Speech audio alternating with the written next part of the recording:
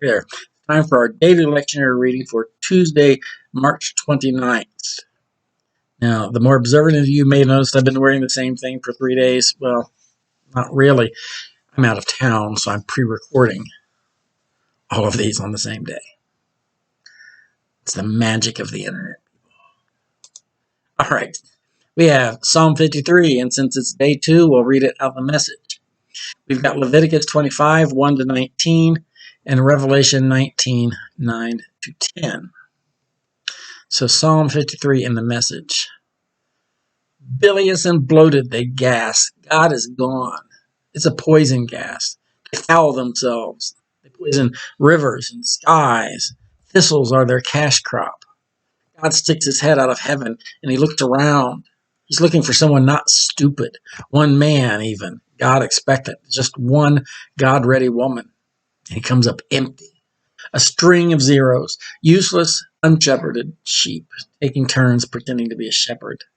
The 90 and 9 follow the 1. Don't they know anything, all these predators?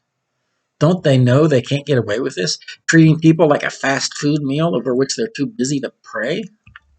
Night is coming for them. Nightmare. A nightmare they'll never wake up from.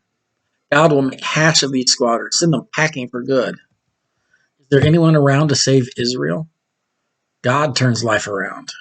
Turn around, Jacob skips rope. Turned around, Israel sings laughter. Now let's switch over to our NRSV. Leviticus 25, 1 to 19. The sabbatical year and the year of Jubilee. The Lord spoke to Moses on Mount Sinai, saying, Speak to the people of Israel and say to them, When you enter the land that I am giving you, the land shall observe a Sabbath for the Lord. 6 years you shall grow your field, and 6 years you shall prune your vineyard and gather in their yield.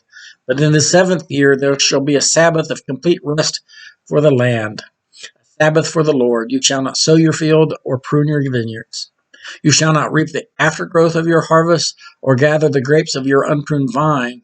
It shall be a year of complete rest for the land. You may eat what the land yields during its Sabbath, you and your male and female slaves, your hired and your bound laborers who live with you, for your livestock also, and for the wild animals in your land, and all its yield shall be for food. The year of Jubilee. You shall count off 7 weeks of years. There's a footnote there. Or Sabbath. 7 times 7 years, so that the period of 7 weeks of years gives 49 years. And then you shall have the trumpet sounded loud, and on the 10th day of the 7th month, on the day of atonement, you shall have the trumpet sounded throughout all your land.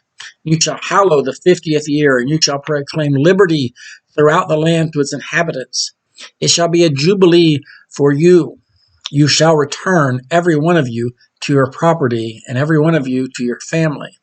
And that 50th year shall be a jubilee for you. You shall not sow or reap in the aftergrowth or harvest the unpruned vines, for it is a jubilee. It shall be holy to you. You shall eat only what the field itself produces. In this year of jubilee you shall return every one of you to your property. When you make a sale to your neighbor or buy from your neighbor, you shall not cheat one another. When you buy from your neighbor, you shall pay only for the number of years since the jubilee. Seller shall charge you only for the remaining crop years.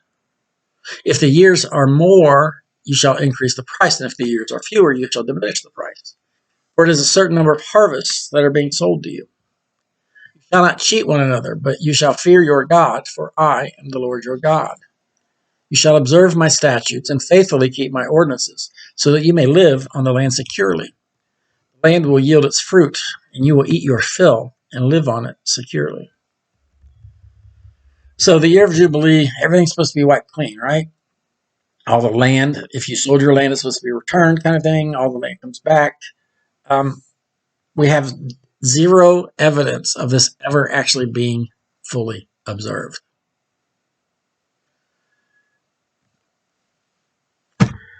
What it is. Revelation 19, 9 and 10. And the angel said to me, Write this. Blessed are those who are invited to the marriage supper of the Lamb. And he said to me, These are true words of God. Then I fell down at his feet to worship him, but he said to me, You must not do that. I am a fellow servant with you and your comrades, who hold the testimony of Jesus. Worship God, for the testimony of Jesus is the spirit of prophecy. Our lectionary reading for Tuesday, the 29th.